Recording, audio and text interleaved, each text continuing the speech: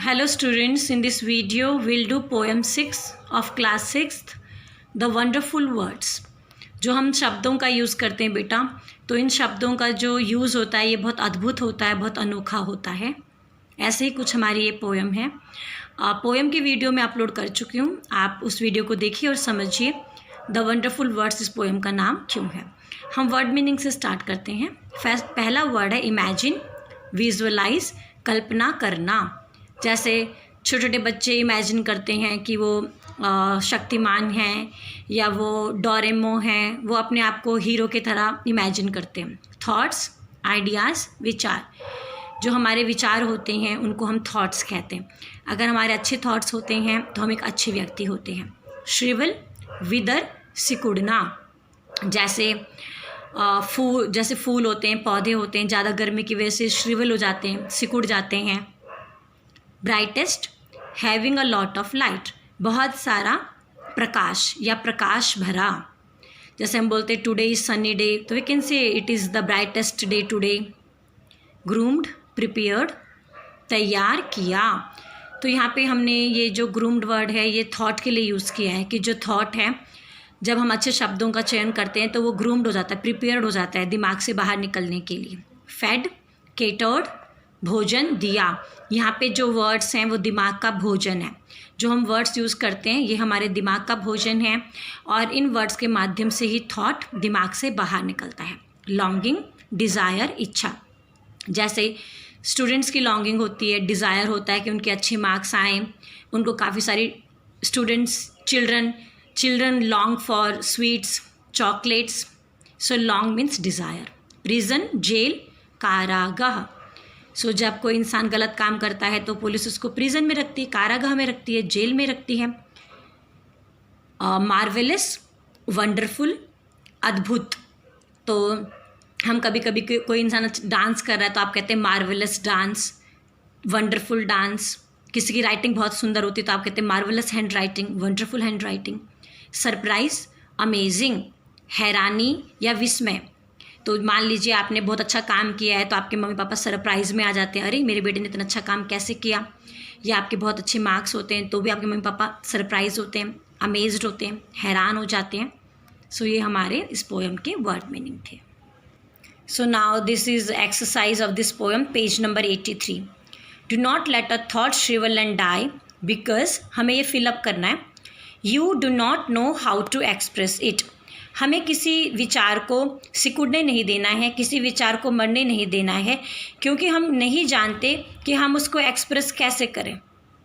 ठीक है ना। तो हमें किसी थॉट को श्रिवल नहीं होना चाहिए, डाई नहीं होना चाहिए, क्योंकि अगर आप ये नहीं जानते कि वो कैसे बोलोगे तो वो जो थॉट है वो आपके दिमाग में ही नष्ट हो जाएगा। English is a wonderful game with words that everyone can play. English एक बहुत ही अच्छी भाषा है, गेम है, और इनमें जिन शब्दों का प्रयोग करते हैं उन शब्दों के साथ हम बहुत बेहतरीन तरीके से खेल सकते हैं। One has to match the words with the thought, और हमारे दिमाग में जो थॉट है उसको एक्सप्रेस करने के लिए, अपने विचार को लोगों के बीच में रखने के लिए हमें शब्दों का चयन करना है, और उन शब्दों के माध्यम से हमारा जो विचार है वो हमें लोगों के बीच रखना है। Words are the food and dress of thought. मैंने जैसे आपको बताया जो वर्ड्स होते हैं ये विचार का फूड भी हैं और विचारों की ड्रेस भी हैं। तो ड्रेस का खाना क्या है? वर्ड्स। थॉट्स का खाना क्या है? वर्ड्स। थॉट की ड्रेस क्या है? वर्ड्स। अगर अच्छे वर्ड्स होते हैं तो हमें लगता है थॉट कितना अच्छा है, अगर वर्ड्स गंदे होते हैं तो हमें लगता है इस इंसान का थॉट कितना गंदा है। तो अच्छे वर्ड्स होते हैं तो अच्छा थॉट होता है, बुरे वर्ड्स होते हैं तो बुरा थॉट होता है। नेक्स्ट एक्सरसाइज है, हमें ये एक्सप्लेन करना है बेटा। All that and then your head, I mean ये पूरी लाइन आपकी बुक में गिवन है, हमें इस लाइन को एक्सप्लेन करना है। It means that one has to find correct words to express thought imprisoned in the head. इस लाइन का ये मतलब है कि हमें सही शब्दों का चयन करके हमारे मस्तिष्क में जो विचार कैद हैं उन विचारों को व्यक्त करना आना चाहिए। For many of the wonderful things yet been set.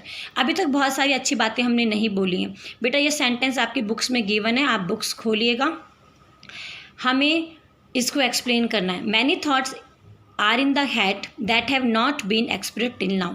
अभी भी लोगों के मस्तिष्क में बहुत अच्छे अच्छे विचार हैं, अभी भी लोगों ने अपने अच्छे अच्छे विचारों को एक्सप्रेस नहीं किया है, व्यक्त नहीं किया है।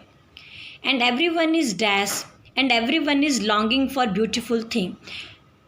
Every human being desires to listen about fresh and beautiful things that give him pleasure. हर मनुष्य अच्छी बातें सुनना चाहता है, तरोताज़गी से भरी हुई बातों को सुनना चाहता है, सुंदर बातों को सुनना चाहता है जिससे उसे आनंद मिले। But only